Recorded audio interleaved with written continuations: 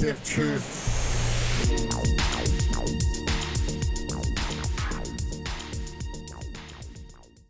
All right. Here we are. We're doing it again. Welcome to the Stiff Truth. I'm Scott Casanova, and I've got my good buddy, my compadre on the other end of the table here, Mr. Bob West. You look fabulous, Bob. How we doing this beautiful day, baby? I'm doing great. And most importantly, my butthole has never been in better shape. Well, I think we're going to have to unpack that a little bit here. And my mind's racing a couple different directions. I mean, this could really, I could go a lot of places with this. So let's just start there. I mean, we got some important stuff here, but I want to hold that. I'm interested in your butthole. Okay. First and foremost, though, I'm really interested about what we're drinking today because this one is fun. It's exciting. It actually takes some skill to put together. I put mine together like a special needs child, but I still did it, and I got a gold star for doing it. What do you got back there to drink there, baby? Well, I've got a bunch of Fuck Putin shots, as you can see behind me. Oh, yeah. You can see mine too. Not quite as darling as Bob's, but bring it up here. Oh, look at that. A little That bit of green screen. Great. But yeah. It's a little bit of an ode to Ukraine and the Ukrainian people. We can't do a whole lot, but we will keep you in our mind and we will drink for you. So some Nostrovia. Without further ado, fuck Putin, huh? Let's go. Oh, that's a good shot. Dude. That's tasty. This is a panty dropper right here. Not only would people be impressed with your mixing skills, because hey, elephant in the room here. Bob, you did a much better job at drizzling down that mixture of blue curacao and vodka down the bar spoon than myself. I think I had like one or two that came out pretty decent. The rest of mine looked like a different kind of shot. You could say it's the I don't know, mine's almost like an aqua marina kind of blue shot or something like that. But these are really good. And they're somewhat boozy. I mean, you know what I mean? I mean, most of it's booze. But let's see, what do we got here, Bob? We got for the and guys, just so you know, this is what they call a floater shot, not like a big piece of shit in a toilet, like you may all be thinking. But a floater shot is a layered shot where it has different colors. Like mine, not so much, more like Bob's. But we've got peach schnapps, and we got, I don't believe it's pronounced Jumex, but I really like that for a variety of reasons. It's mango nectar Jumex. I mean, everybody knows what that is. Yeah. It's a Jumex. Little Mexican juices, so to speak, right? But yeah, so it's basically like, it's like orange drink. You know what I mean? At the end of the day, it's more like, what is it, like Sunny D? It's more like Sunny D versus orange juice. No, it's like any mango drink would work. You can go get the Welch's brand or whatever. It doesn't really matter. Go to Sprouts and get the Sprouts brand or whatever. If you're not privileged enough to get the Jumex.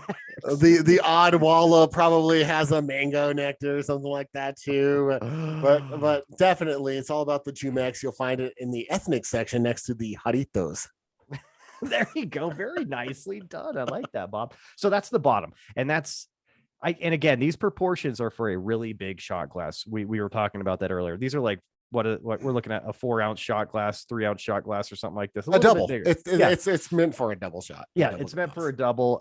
I don't have any of those on there, but we did what we could here. So you got supposed to be a 1/2 ounce of each. So 1/2 ounce of the mango Jumex, 1/2 ounce of peach schnapps, and then the top layer is a shot of vodka and a 1/2 ounce of blue curacao. Mix that together in a mixer, pour it down a spoon. You want to pour it down real slowly, obviously a little slower than I did. You have to be patient like Bob was, and they will come out pretty lovely like this and look like a layered Ukrainian flag. So round of applause, Bob. You did a fantastic job. Thank you. You can't see the curtsy, but it's happening.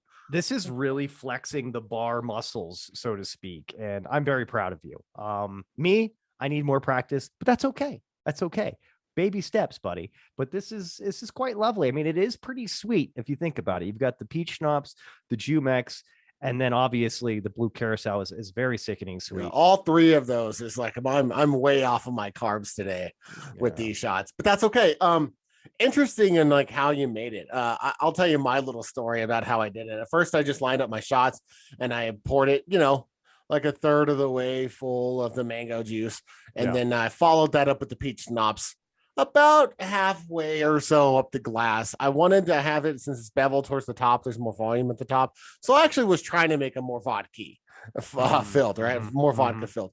So once I had them all like half full of the Jumex peach schnapps mixture, then I just grabbed three shots. So 4.5 ounces of vodka, 4.5 ounces of curacao, and I put them in the mixer. But I didn't add ice or anything, because I didn't want to water it down. So mine are, they look great, but they're actually warm. They'd be so much better chilled.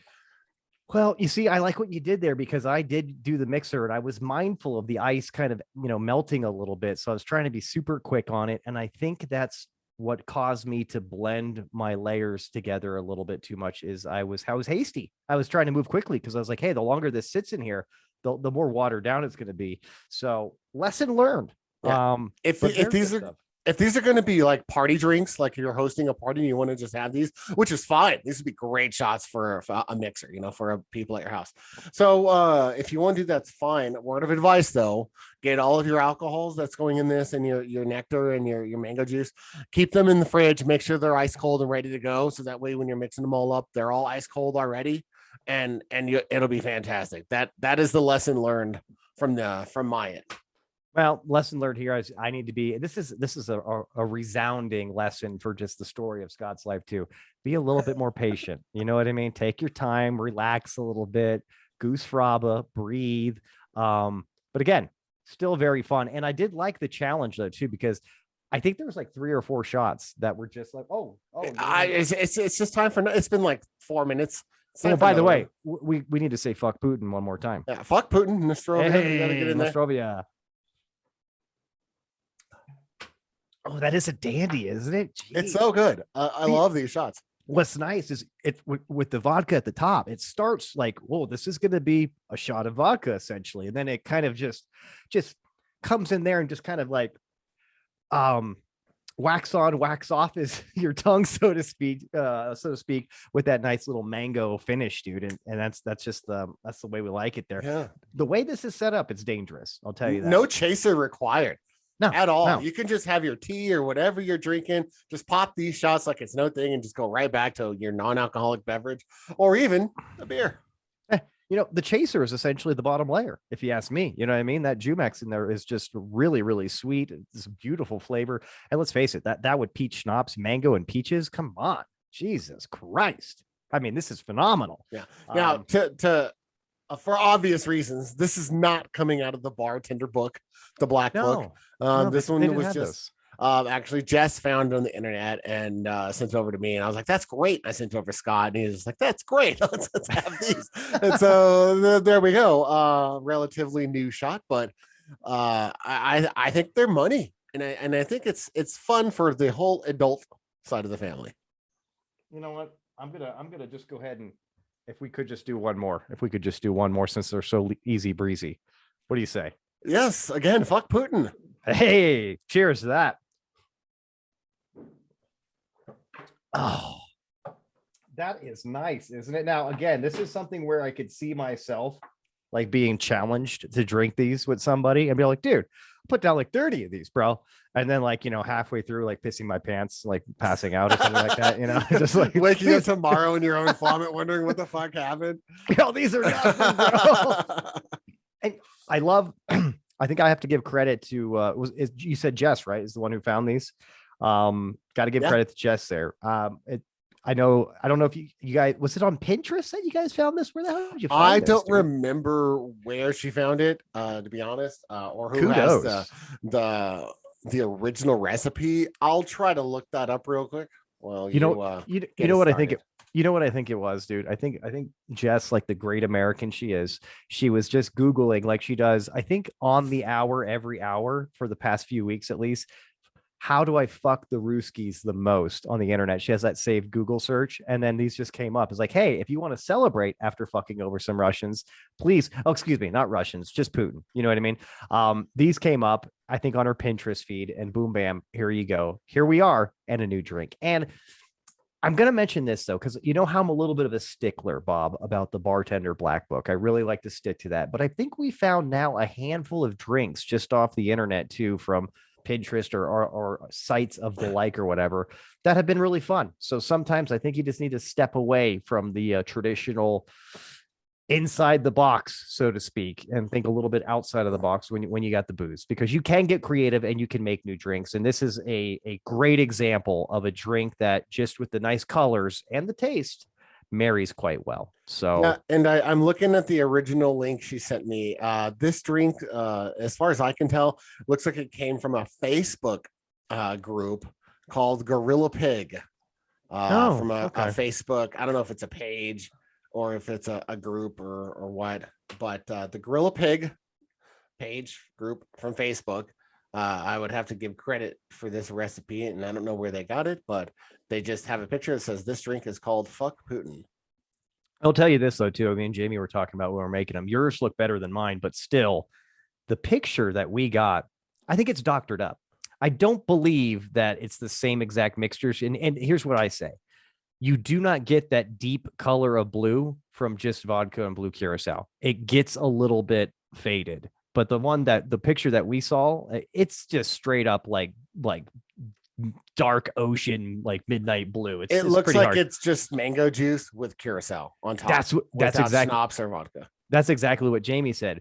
We tried to do that and it bled right together. And I don't know if it's the lack of alcohol or something like that. I'm not a chemist. Okay. I don't know how that works. But either way, they might have just airbrushed it up, I think, before they posted it. But again, I'm just splitting hairs here. And again, I'm a little bit frustrated with how difficult it was for me to do this. So I'm grabbing for straws over here, Bob. But hey, you know what? Floating any drink is a skill. Well, it's a bartender skill that takes a long time to master. Well, I'll tell you this, I'm much better at it when I have a little bit more room, meaning this is the first time I've actually done it in the shot glass. So I think that's it, because we've done other layered drinks and that has been much easier for me. I just think the shot glass takes another level of just practice. I'll say that. Yeah. You know what I mean? Like floating the Galliano on your wall banger, right? Oh, yeah, that's a good one. That's a good one right there. You know, it's funny.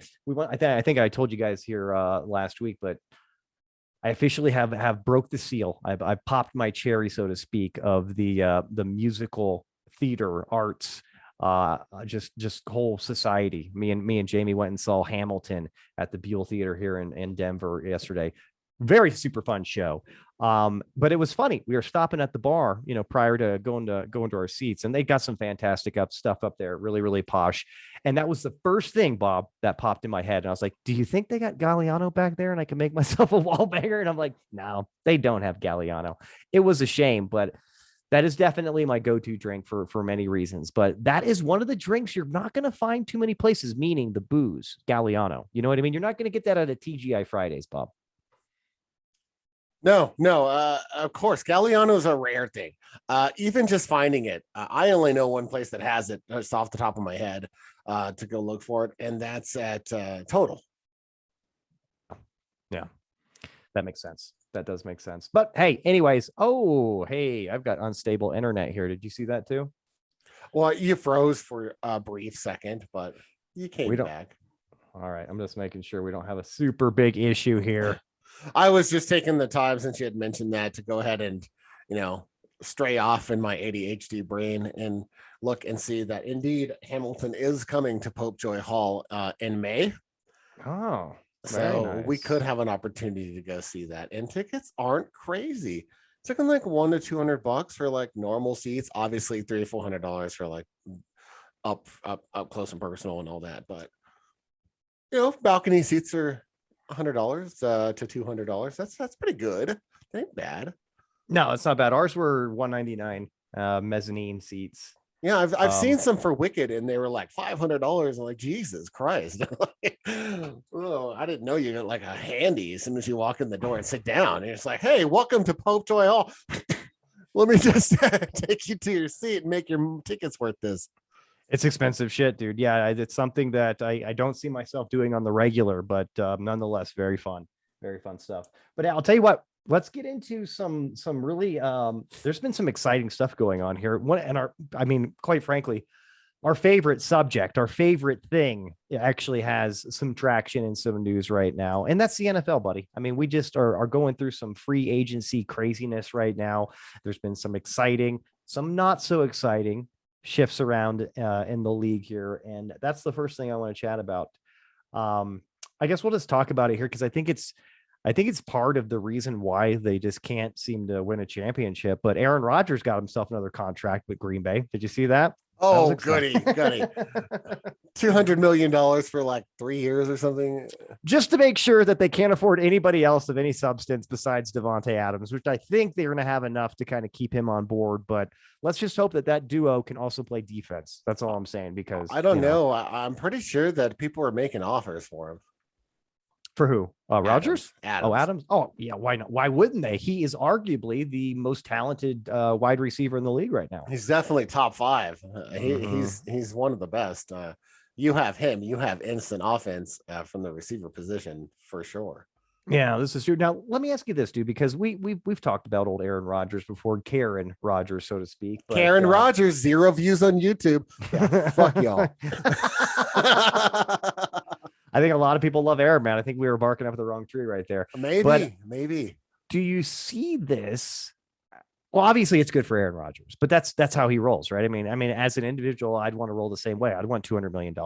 He's definitely always maximized his contract at every turn throughout his career. This is you can't get more Aaron Rodgers than this move. But outside of Rodgers, is this really good for the Green Bay Packers here? Or should they have just even though it was a tough Band-Aid to do, should they have just ripped off the Aaron Rodgers Band-Aid and went with Love and just kind of just move forward and maybe took a season off from being in the playoffs? This is a move to maximize profitability of your team, not to maximize potential of getting a championship. Teams that get championships have to invest money, as you saw from the Rams. They invested quite a bit. They went all in. They probably spent $100 million last year to get themselves a ring, right? The Green Bay Packers is publicly owned, right? There is no owner, right, of the Packers. It's like everyone has stocks, right? It's a public team. So there's just the board and shareholders and all this stuff for the Packers. So in my view, this is very similar to what the Cowboys have done a lot over the last 20 years. And that's to make sure that you're putting asses in seats and you're maximizing profitability with ticket sales, merch, all that. You got the 4-time MVP, which I don't even know if there's been another MVP that's a 4-time MVP. But also I don't believe, I'd have to be fact checked on this, but I don't believe anyone with the highest paid players ever won a Super Bowl. I'm just going to go ahead and say you're pretty much spot on there, at least in the grand scheme of things. Maybe you're slightly incorrect if you really got to break down the numbers or something, but I think you're very accurate there. Yeah, I think I was wishing he would go somewhere else, for a couple of reasons. Like DC. Actually, yeah, that'd be great because you know what we're really good at. But here's Washington's gig. He's a little too. It's a little premature for Washington's pickup of Rodgers. We would wait till he's about 42 or 43 before we pick him up, and he's even more expensive. And just got like a second DUI or something. No. He just like broke his collarbone like the season before. He's basically almost on his way out, but he wants more money than ever because he's got a gambling and coke problem now or something like that. Then Washington would pick him up and say it's the best deal on the books. But yeah, I was hoping he would go somewhere else. One, I want to see what the Green Bay Packers can do without him, because I think he's slightly overrated from an MVP standpoint. I say that slightly, and I do mean slightly. I'd like to see what they can do without him as a team. You mean having all that money to spend instead of having him? Absolutely. Yeah. Having all that money and then kind of just moving some guys up that just can't move anywhere because he's there or whatever it is. I'd like to see that kind of play out for a couple of years. And I bet you Green Bay Packers still competitors, probably still in the playoffs. Aaron Rodgers, probably the best regular season quarterback in the history of the NFL. Which doesn't say a lot for somebody that's trying to win a fucking championship. You know what I mean? So allegedly. No one's ever accused him of that. Right. I mean, again, but And then I'd also like to see him and how he could work with another team, because I would be interested to see. I wouldn't be pessimistic or even optimistic about it, but I'd like to see if he actually can move the needle dramatically, or if it doesn't make much difference at all, and he ends up like, just jumping on a sinking ship and gets super frustrated. And then I think like you see his true colors come out in a really shitty season, which he really hasn't had one the entire time he's been a quarterback. And I think that would just be fun to watch if that was the case. Or maybe again, he could go somewhere like Washington, that's a shit show, and turn it around. All of a sudden they're balls deep in the playoffs and they lose again in the NFC Championship or something like that. But it is what it is. I wasn't really surprised about that when I was like, oh, look, a shitload of money for Aaron Rodgers. Okay, cool. Green Bay. Yeah, nothing unusual. What was very cool, and I think, don't quote me on this, but probably the biggest trade in the decade, I'll go ahead and say that, is the Russell Wilson trade. That was phenomenal. And I'm going to give one of these to the Denver Broncos. I mean, they're doing a fantastic job. In the past 10 years, they've done a phenomenal job picking up key quarterbacks. That 1-on-1 championship with Peyton Manning. And I bet you they're going to be right there with the Chiefs, maybe even take the Chiefs out of the picture this year or next year with Russell Wilson. What do you think? And the interesting thing about that is you're right. 100%. First off, on I was waiting for that. And thank you. The Broncos are the best at free agency. They really they just are. They keep all right. So they obviously they picked up Peyton Manning when nobody even wanted him coming off that neck surgery, and they thought he was 2 done. years off. They thought he was done, and he came back and like broke offensive records that year. But then last year they ship off Von Miller, and everyone's like, okay, they're dumping contract. They're gonna pull the trigger. They're gonna rebuild. Yeah. Or they're gonna use that $25 million a year. And they're gonna go buy Russell Wilson and have instant offense, because that dude, he could quit today and he's a Hall of Fame quarterback. Yeah, he's got the numbers, he's got the championship, he's got the pedigree. He's the most accurate deep ball passer in the league, even more than Aaron Rodgers. This guy's yards per attempt are phenomenal, and he's got a young, hungry Jerry Jeudy to work with. They lost Noah Fant when they got him, but that's kind of big because he's a good tight end, young, a lot of potential. But in the end, I think they'll fill that spot and find a way to get that talent at that position. And I think Russell Wilson's just going to really push this team over the top. They already had a solid defense. They have a solid running game. They have a couple of backs that are legit. Adding an elite quarterback like that, man, they're just going to be so dangerous. I don't know how they're not Super Bowl or bust next year for them. I agree 100%. And to speak to what you were just saying about Noah Fant, here's kind of where they were at. And again, the fantastic decision making in free agency, especially for quarterback acquisition for the Denver Broncos, hands down, just geniuses here. And I'm sure they're thinking the same thing I'm about to say is like, you know what? We could literally have Travis Kelce, you know what I mean? And the quarterback situation they were in right now, prior to Russell Wilson, they're not moving the needle. Yeah, they're not moving the needle. You know, you could have the best tight end in the game. You could have two of the best tight end, him and George Kittle, throw them in there, you know, and run like, two tight end formations the entire time. It wouldn't fucking matter if you don't have somebody that's poised and that literally is a championship quarterback at the helm. And that's what they needed, dude. I mean, they started to do the QB carousel for like, you know what I mean? A couple of seasons. They're like, fuck this. We've had enough. You know what I mean? Too many of our fans expect way more from the Denver Broncos, and we're going to go ahead and step it up. They also gave away, I think, 2 first-round picks and 2 second-round picks. They gave away other stuff with players and like a 7th-round pick. I'm not going to get into the weeds there. The most important are the 2 first-round picks and the 2 second-round picks, like next year or the next 2 years or something like that, like soon. But if they were going to spend those going after quarterbacks anyway, like what's the difference, right? Because they obviously were. And and here's the other thing too. I think Seattle got a good deal out of this as well. Because I mean, look, let's face it here.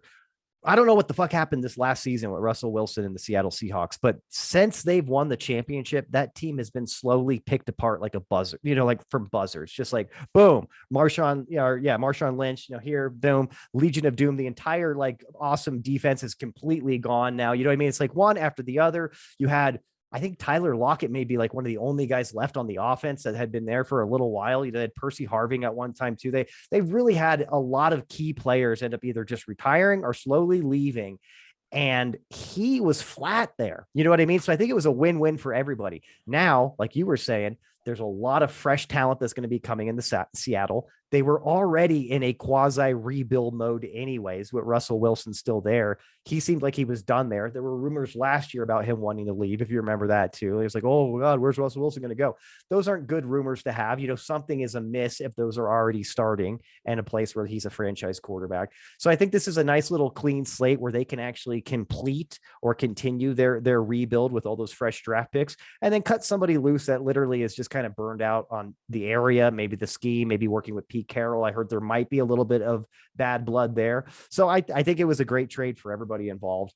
And then, of course, my favorite, which I fucking called, and I have to say that again, I called this. I was thinking to myself, Bob, I was like, you know what?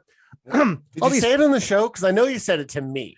I don't know if I said it on the show, but I said it multiple times to multiple people. People can vouch for me outside of you too. But I was thinking to myself when I started seeing the Russell Wilson thing, all this fantastic stuff. I think somebody had mentioned to me, like, what's Washington going to be doing? I was like, dude, because they made a sizable offer. They went after him.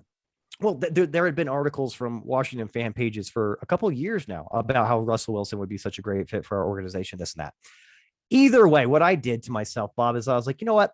Let me think of the shittiest possible situation with the fucking worst deadbeat has-been quarterback that's in free agency. I bet you $100 we're going to pick that guy up, and we're going to pick him up with a big smile on our faces and then try to justify how great of a situation it is. Here's the thing, by the way. I knew Russell Wilson wasn't going to go to Washington. What quarterback? We all knew that. Yeah, what Sierra would never move to DC. Dude, it's horrible area, horrible place in the sense that the weather's horrible. You're surrounded by shitty politicians. There's really nothing there. He's with a celebrity wife. You know, why would you? What would she have to gain there? It's essentially the asshole of the East Coast. You know what I mean? And on top of that, they've got a football organization that hasn't won a Super Bowl since 1991. They've been in a constant state of rebuilding because of horrible decision-making by the upper management in the office. They've also been riddled with controversy and all kinds of just horrible allegations of sexual harassment, and other things. I mean, it's a shit show. Nobody wants to go there in their right mind. The owner's constantly shaming his family. However, the franchise, bringing disgrace. If you're a quarterback that has been bounced around the league the past few years like a slut, and you just want to keep your starting job, you might be very happy to go to Washington. So enter Carson Wentz, who has been rejected from the Eagles, who now, after one season, has been rejected from the Indianapolis Colts and has now found a brand new home in Washington as Commander Carson. What do you think about that? Well, I would say that if anyone can bring Carson Wentz back, that Ron Rivera is a good coach to try to bring this player back. He managed scatterbrained talent, I will say, to be kind, in Cam Newton for over a decade and kept him on his game and got the most out of him. So it's not the end of the world. No, it's not. At least Carson Wentz can scramble. He can make things happen. He is pretty accurate, right? There are positives to this, but it could have been worse. It could have been worse. Oh, let's kick that around a little bit here. Honestly, I would have rather had Jimmy G be a Washington Commander next season. I can't think of anybody else that's in free agency that's a quarterback. Deshaun Watson just got cleared of criminal charges. You know what? That guy. You know what? I would take him with a smiling face, dude, but there's no way. If we can't even venture out to call ourselves the best name that's available, like the Washington Warriors, because we don't want to have any kind of area around anything that could potentially be linked back to Native Americans, and we're that much of pussies right now, there's no way we're going to bring in somebody with fresh allegations about anything right now. There's nothing wrong with having an alleged rapist for a quarterback. Ask the Steelers. Oh, Big Ben. And that is not too soon. You know what's funny?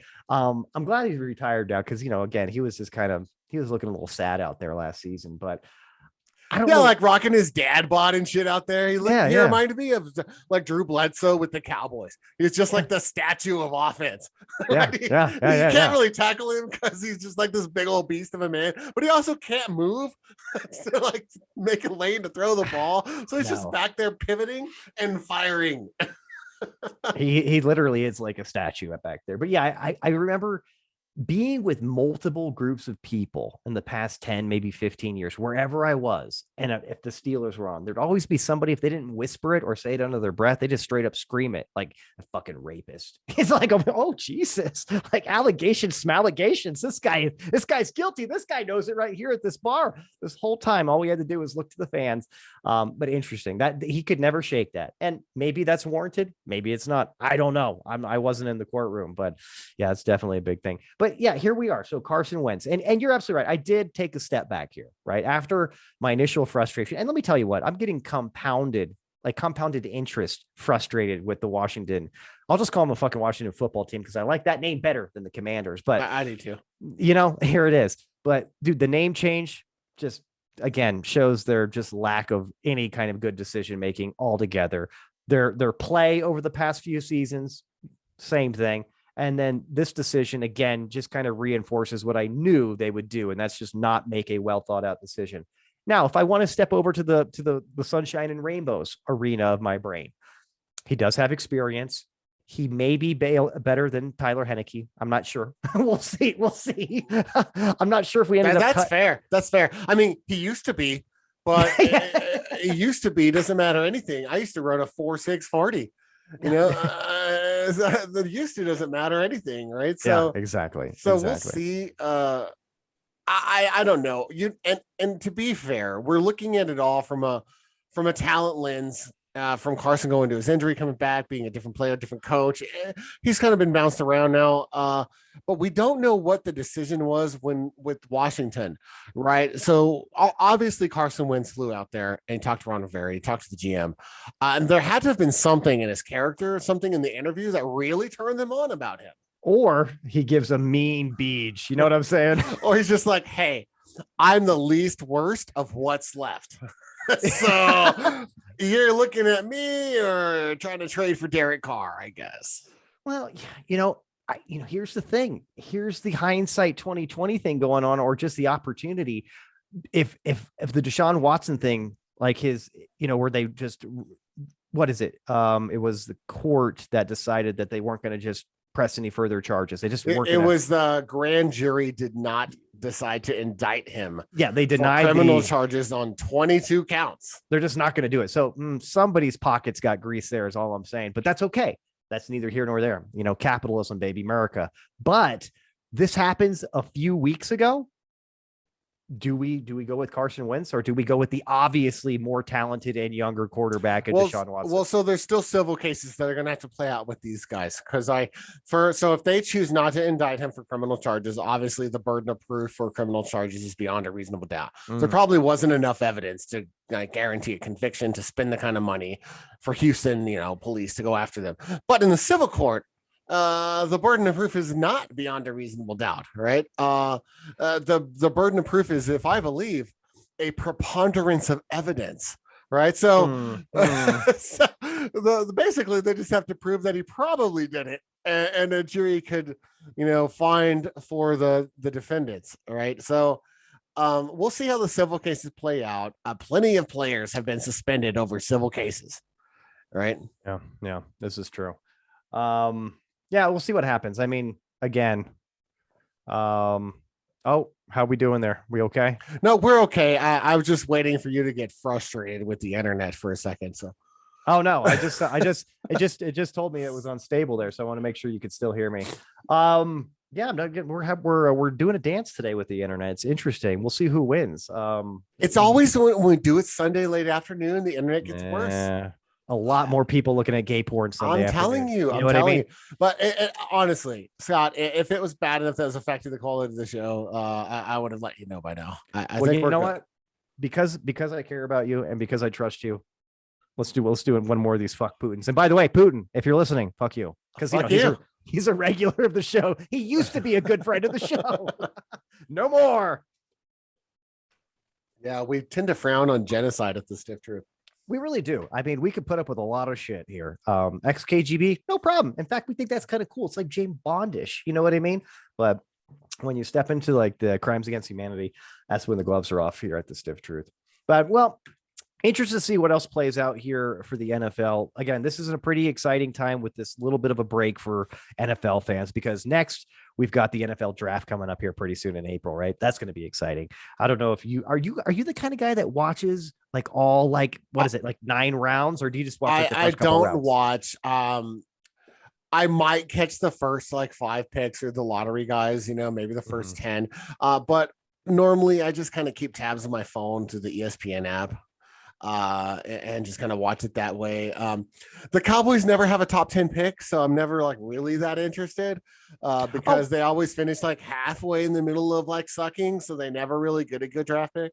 By the way, I don't know if you saw this, and you're right. I was just going to say we're the mediocre, NFC East, so we're normally right there in the middle of the pack, which doesn't really bode well. Who'd your team get? I don't know, for their fucking 17th pick. I don't fucking know. Someone that's not going to win them a championship. Sometimes they trade up for like the 14th pick or something like that, to be really exciting and jazz things up. But something that maybe a top 10 pick. Like maybe they talk to Philly. Yeah. But something we did talk about, and I'm not sure if this was on the show or not. I'm pretty sure it was. It looks like, I don't know if the deal is done. Looks like Amari Cooper may be going to the Browns.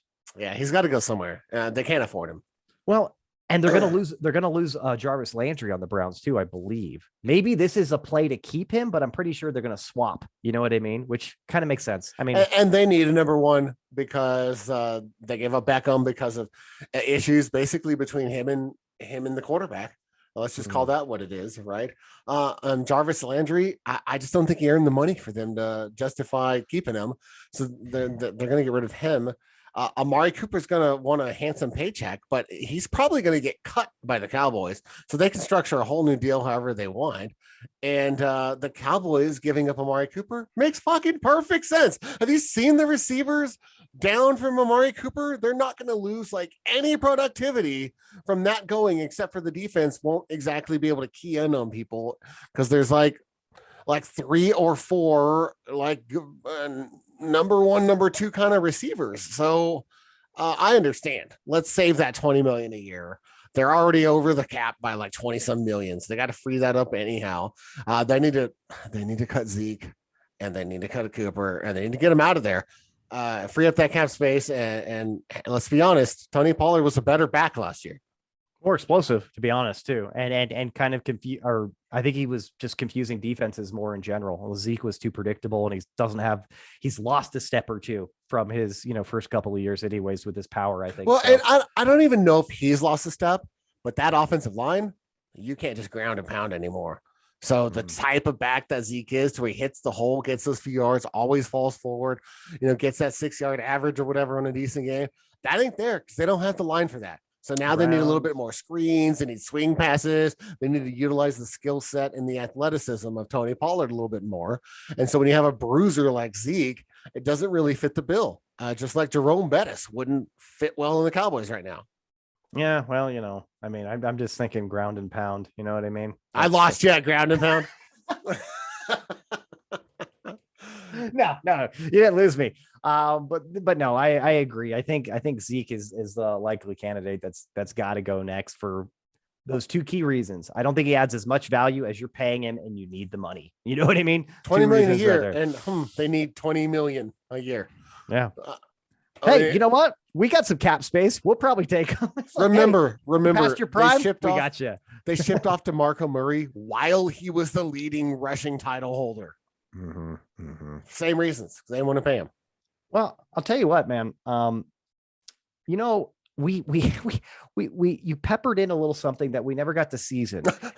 Okay, we're gonna circle back to that. Okay, yes, we are, because my friend, you started the show with some really great information, and we just kind of went into this fabulous fuck Putin drink that we're having, and that's okay because we liked it. We were excited about the drink, and especially you did a great job on yours. But you said that your butthole is feeling great, right? Is that the terminology used, or did you just say It your is. butts? Specifically, my rectum, my sphincter is in great shape. All right. Well, I haven't been there to massage it in a while, so I'd like to know what happened here. Why such a great feeling in the butthole today, Bob? I think everybody wants to know. I installed a bidet. There it is. There it is, folks. There it is. So I didn't realize until really today when I got to like get accustomed to the bidet, get accustomed to the change, get accustomed to everything, that I have been, and I'm guilty of this, and I apologize to my butthole. I've been mistreating it. I have been abusing it. I have been being downright mean and nasty to it for my whole adult life. And I am sorry, butthole. Is it okay if I apologize to your butthole too? I've also been kind of mean to it over the years. Just So speed it up. hey, Bob's butt. I'm really sorry. I was just curious. I wanted to know what that felt like and what would happen, what would come out of it if I did this and that. But so you got the bidet installed. Now I got the picture. It looks phenomenal. Hooked up there. It's like what side is it on? Of the It's on the right side. There's a little knob to turn it. There's actually two settings. Oh right. My. So it's a butt or a hers setting. Right. So you go the butt and it's angled specifically. And I'm telling you, this shit's spot on. Right. It is angled perfectly to hit you some rectum right there. Clean the puckered spot. Right. But there's another setting that actually angles a little bit differently for the feminine area. Oh, so it kind of, I see. So it goes a little bit another direction then, so to speak. It cleans from front to back. Yeah, it doesn't work with guys because it's just kind of like, spray your balls. It's not gonna really do much there, but hey guys, if that's what you want to do though, that's fine. Could you have both settings on at the same time? You can't. It's on one side or the other. So yeah, now I don't like that. I want the model where you can have both of them on at the same time. That's how you milk the prostate right there. You know what I'm saying? And it's very powerful. I was just like, you got to be careful. I was explaining to the wife because she hasn't used it. Right. She's like, I'm not going to use that. And I'm just like, oh, okay, well, you don't have to. It's okay. I needed it for personal gains here. This is for my butt. Right. So, my butt's just not as tough as it used to be when I was a younger man. Right. So I switched. And I know we're getting down to the nitty gritty here, but my life is an open book, Stiffies. We are up your ass right now. I mean, so I switched a while back, maybe 6 months ago, and I mix in some dude wipes. I've got my dude wipes, right? Menthol, a little extra cooling for the dude wipes. Just kind of not to take such a brutal beating, and just to like smoothly wipe the butt, right? And then maybe just follow up with the normal toilet paper or whatever. But then the natural progression of this and anal care was to step up to the bidet, right? Yeah. That's very natural next steps. Yes. We've gone very European here. Yes, we are. In an effort to take care of, my aging, tenderizing butthole. I think it's fantastic, Bob. I really do. I mean, I just jest here. I like to have fun. I like to poke fun. You know what I'm saying? But why such the I don't know. There seems to be a negative air. People don't like the bidet that much. Standardly in America, it's an American thing. Yeah, yeah. It seems to be somewhat taboo versus our European brethren, so to speak. But I think it's great. I mean, it makes sense. I mean, there's been plenty of times that I'm sure that any butthole could benefit from a nice squirt. You know what I mean? Just a nice, and you'll be able aeration. to try it out in a couple of weeks. And my friend, I will tell you this. Err on the side of caution. If you turn that knob too fast, it'll blow you right off the toilet. Wow. There's now, some PSI to this thing. Now, let me ask you this. Does the water taste as good out of there as it does from the toilet or no? I don't know. I'd have to ask my cat. Because I can see you like you're getting it clean and you like turn around and you just turn it on and she's over there. Like getting the stream as it's just coming onto the floor. Yeah, probably. Well, that's good stuff, man. I mean, one thing that I do know as we continue to age, and this is for everybody out there, this is kind of a PSA. Take care of your butthole. You know what I mean? Do not be too rough with your butthole. And that even comes down to the toilet paper you use and how you wipe your ass. Dude, don't get too violent with that wiping, dude. And don't smear around too much. Sometimes you just got to pat it dry. I mean, there's certain things that could really, really last a long time with how your anus, how it just plays out in way of its utility for the rest of your life. I mean, that thing's got to do a lot of work for a lot of years. You know what I mean? I think it's even more important than your mouth. Well, and I gotta say, I've been getting more focused as I've turned 40, right? On just how I'm maintaining I thought you were just butt, on the right? on the bidet focusing. No. I've been more focused and just like in general anal maintenance as I've neared middle age. And my grandfather had colorectal cancer. Really fucked him up. Like colostomy bag and everything. I really fucked him up. And so I never really thought about that, because when you're younger, you're just you're immune to anything. You'll live forever, right? But then as you get older and you start facing your mortality, you start losing friends, you to death. You know, you start really facing your mortality. I've started to assess things in a different way, and self-care and maintenance and awareness are more in the forefront for my health. And you know, my anal health is is part of that. Hey, I'm gonna just say this as I have another fuck Putin. Cheers to you. And can I say this? Let's go ahead and fuck Putin right in the ass, and let's not let him use the bidet at your house. Okay. Fuck Putin with no bidet. Oh, no lube either. There we go.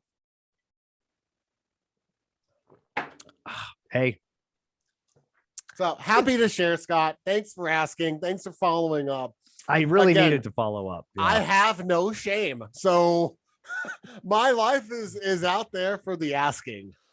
And next week we might touch on another ailment that Bob found himself in this week or last week. But I do want to talk about something else ass related, if that's okay with you. Everybody probably knows this person. You've researched is it Stephanie Matto, right? Stephanie Matto. You know a little bit more about her than I do, in the sense that I have no idea this reality show she was on, but you've heard of it. And I'm honest, I'm not really up to speed with things. But this young lady, if anybody doesn't know from recent news, she was on a reality show. She's a pretty big YouTuber, cross platform in the sense that she's also got some TikTok and Instagram followers, pretty heavy. But she was selling her farts and jars. Now, here, I want to unpack this a little bit for a couple different reasons here, but I know there's a lot of people out there for some odd reason. I am not one of them, Bob. I'm proud to say that, because I think it's a little perverse in the sense that, like, smelling somebody's stale farts in a jar, like, I wouldn't even give somebody $5 for that, but these were going for like $1,000 a pop. And she actually did a nice little job with packaging. I'll give her that. You know what I mean? She'd fart in a jar, or maybe she didn't. How would you ever know? And like, that's the one thing. And she would put some rose petals in there and like have like, I think it was like a little mason jar type deal. Yeah. Like a little mason jar or whatever. Seal that little bad boy up, ship them off to these little dirt bags for about $1,000 a pop. Pretty lucrative. It turned out she got the request one time from somebody through her adult website that she has. And she started getting a lot of requests and comments, realizing, wow, there's a lot of weird niche fucking fetishes going on here. I think I can capitalize on this shit. And farts in jars was like the most feasible one to her. And she started making upwards of $50,000 a week doing this shit, $50,000 a month. I can't remember the frequency, but anyways, Bob, imagine having a back order of farts. You're just like, fuck. I've got like 400 fucking orders right now for $1,000 a piece. That's like almost $500,000. I've got to like produce these farts. I've got to get these farts fucking processed, canned, and fucking shipped. Yeah, and I promised these guys 2 weeks. Fuck. Well, and the other thing is, are farts like wine, or are they like beer? I would imagine that they do not age well. Yeah, they're more like vegetables and fruits, I would imagine, right? Versus like something that ages fine, like a fine wine. So, but yeah, I'm looking at it again now, making up to $50,000 a week. Now, I'm no Andrew Yang, but that's 50 farts. And these have to be good farts. They can't be like sharts. They can't be. Yeah, you don't want to fucking like a little bit of brown liquid at the bottom of this jar. No one's looking for shit in a bottle. Wait, maybe they are, but this is a different fetish. It's a different It's a subset. different order. It's Yeah, a different fucking request. It's a different website that she runs. Actually, you don't want shit in there. But yeah, dude. Now here's the other thing. Now, obviously, I would be taken back at this. I still don't understand, and I think you and I both know guys that would love to purchase somebody's farts. But again, spending $1,000 for somebody's quote unquote farts in a jar. I think my biggest thing is like, how would you even know they're there? This is gas. You're paying for gas in a jar. I think that's a pretty tough sell on somebody like question in all seriousness. Okay. If you had a bunch of farts like that on back order, right? And you had to deliver the goods in a timely fashion because you've got guarantees in place. Wouldn't you just like throw a party and tell anyone there's the mason jars right there? Here's the Taco Bell. I'll give you guys $100 for each fart you can tonight. And like you can walk out of here with a G just from eating a few beef burritos and fucking farting in these jars for this chick. And this is just sending you like fucking all of her friends' farts and just like with some rose petals in it and calling it like hers. Like you just pre-stage the jars with rose petals and then like you just like tell all your homies to go fart and I'll give you $100 a can. And then you still maximize your profitability there minus shipping. That's still like $900 profit per canned fart. And no one's going to know that it was fucking, your construction worker buddy that was over there and fucking made $1,500 that day. Can you imagine this? Can you imagine like Tony, the 350-pound like construction worker with like the classic like plumber crack or whatever? Like that's the picture you should have in your head when you're opening like the jar. Swass and everything in there. Like literally, he's even got half of his bologna and Swiss sandwich. I got this jar and there was condensation on it. Oh my God. Oh, that's not condensation, buddy. That's swass. Well, and here's the other thing too. Can you imagine the conversations that she's having? I guess by herself, just like stressful conversations in her monologue when she gets a very large order that she can't fulfill. I mean, you know what I mean? She takes that shit home with her, bro. So does she put like out of stock on the website? Sold out. Somebody quick send me a bidet.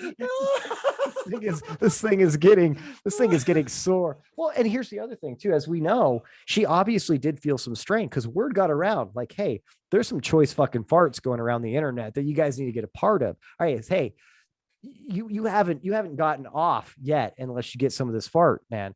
And she ended up going to a pretty hardcore diet to continue her flagellants. I'll just say a lifestyle of flagellants, so to speak. But she was eating like nothing but what was it? Yogurt, beans, hard-boiled eggs. I think there's a couple other things here. Some fucking sulfur farts. Was she drinking beer and whiskey too? Oh, like it's also noted protein muffins. Bob, protein. So you got yogurt, beans, protein muffins, and hard-boiled eggs. That was like my diet. My goodness, dude. Guys, if you need any farts, just hit me up, Bob, with the stiff truth. I got you. Seriously. Hey, guys, look, all this time we've been kind of, just clawing away, just grinding, bro, just doing what we can to keep the show alive, keep it building, keep growing it. It behooves me that we didn't think that right out of the gate, we should have just called this like a different show. You can come up with the name right now, but if we centered around some kind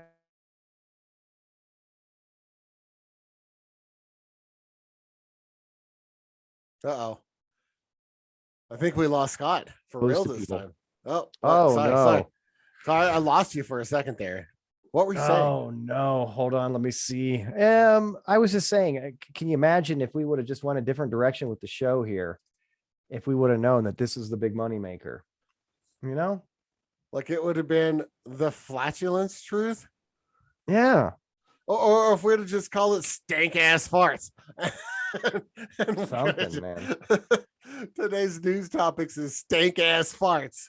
Well, either way, after that ridiculous diet that she put herself through, she had quite a scare. And I think a lot of people did see this, but January of this year, instead of celebrating, we'll just go ahead and call it the new year. She was out there pretty worried about what was going on, got a pretty nasty heart pain and anxiety that went with it. And I had to call a friend to take her to the hospital, Bob. And sure enough, the young 31-year-old did not have any major heart attacks happening, but it was literally a compounded gas bubble that was traveling up like her stomach, probably like where you get a lot of heartburn too, and really feeling like she was having a heart attack. But can you imagine the amount of gas that would be built up in your body if you literally just had that diet for, say, a couple of weeks or even a week? And if it's going the wrong way, don't burp. Oh, dude. Don't burp. Here's the other thing. I think the original few farts, maybe for those freaky guys, they could have had like a good fragrance, essence of chick or something like that. But after it smells like a lagoon or like somebody's backed up toilet or something like that, you know what I mean? Like, are you really getting off anymore when it smells like rotten eggs and you're like, I just don't know. Well, I was about to climax, so just before I nutted, I want to open this jar, and it smelled like fucking sulfur and dead skunk. Maybe that's part of the tantric aspect of it, dude. You know what I mean? You're about there, and then you get knocked down with the smell of death or what have you in a jar. But my goodness, yeah, pretty crazy that it went this far that it took. I mean, how loose do you have to put the belt to smell the fart? Jesus Christ, man. It's crazy. Oh man, speaking of belts around your neck, nice. Did you hear about this other story about Taylor Shabusiness of Wisconsin? Wait a minute, what's that name? What's that name? For real, dude, for real. Her name is Shabusiness. She's given it Shabusiness. And so apparently she went on a methed out escapade with her boyfriend for a day. Let me pull it up here just so that so everybody knows why Bob's looking that up. This is Shabusiness. That's SCHA and then the word business, BUSINESS. Straight the fuck up. Shabusiness. Taylor D. Shabusiness. I love that name, by the way. So this comes from spamchronicles.com, just to give our proper credit to our sourcing here. Married 24, carved out her lover's body and left his head in a bucket for his mother to find. Oh, right? Jesus. Taylor Shabusiness, 24, was charged Tuesday with killing and beheading a Green Bay man at home after smoking methamphetamine with him. The family of a Wisconsin man who was strangled to death before being beheaded and dismembered by his married lover describes his killer as a monster. 24-year-old Taylor Shabusiness has been charged with first-degree murder, mutilation, and third-degree sexual assault after the victim's own mother found her son's severed head in a towel-covered bucket at home. So apparently they went on a meth-fueled escapade and they started having sex and choking him. And she was trying to asphyxiate him during their sex, which happens with BDSM stuff. That's fine. This is normal. Relatively normal. And then I guess he started passing out and she just like kept choking him to death. Right. Later on, when the cops asked her about it, she said, I don't know. I just figured I went this far. Might as well keep going. Right, this is her husband. What? Right. What? So she killed the guy and then she didn't know what to do. So she dismembered him and then started having sex with his dismembered body parts. That's always my first thought too. I don't know about you, Bob, but whenever I make a bad decision, I'm gonna just rip the body apart and have sex with the head. You know, it's skull fuck it, so to speak. You know, the good old.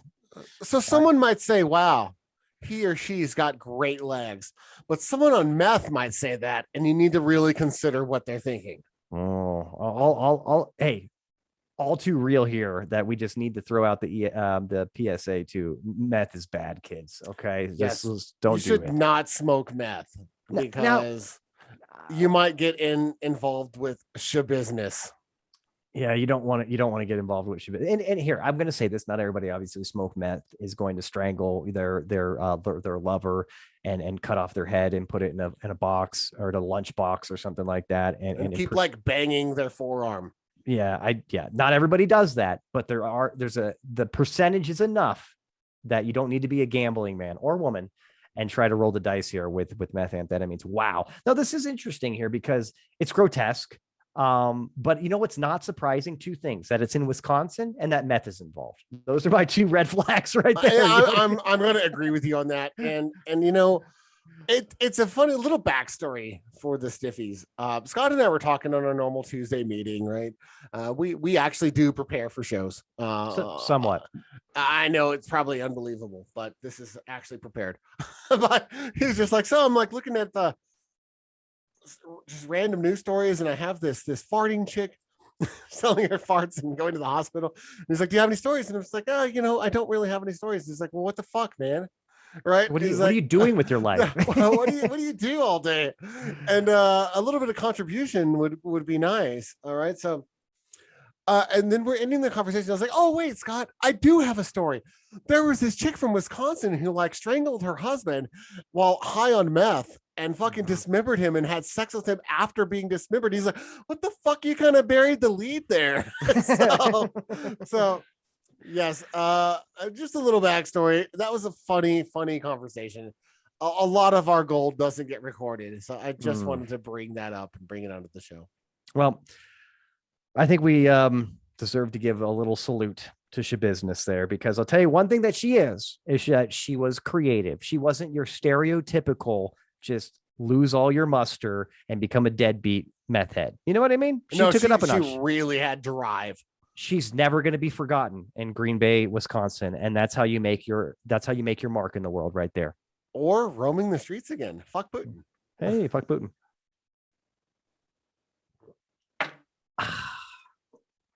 Those really are good. I mean, They we just really killed are. 6 of those shots. Not bad. Again, right? dangerous shots. Yeah. Do not try this at home, kids, and don't try this with a fresh liver either. Make sure it's pickled like ours. How are we looking at time right now? Were you paying attention to that? Where are we at? It seems like we've gone long. I mean, I started talking about it, but there's some like different things that came up in the show that really weren't planned. My head always goes up in the clouds when you start talking about your ass. So it's hard for me to decipher, but I think we are just about out of time, my friend. I think we're about ready to close this one out. But what were you going to say? Oh, nothing. I was just wondering if we had time to get to that last topic or not. And from the sounds of it, we'll just push that one on to next week. And if you want to find out what that topic is, stay tuned next week. We'll let you in. Absolutely. Guys, thanks for joining us again. Check us out on YouTube, the YouTubey. We've got some fun stuff going on there. Jesus Christ, we've got 89, count them, 89 after this week videos uploaded on that YouTube channel. So you can definitely go down a rabbit hole there and check it out. So check us out, like and subscribe, rate us on Apple Podcasts, Amazon Music, whatever you want to do, and continue to check out what we're going to be doing next week, because we got some fun stuff. I'm probably going to get Bob to spill some more personal shit. And who doesn't like Bob just spilling some more personal shit? So if you had fun this week, check us out again next week. We love you guys, and we'll talk to you soon. Hey, and remember to give us reviews and tell your friends. Let's spread this show out. And again, remember your personal hygiene and health, and think about your butthole. God bless. See ya.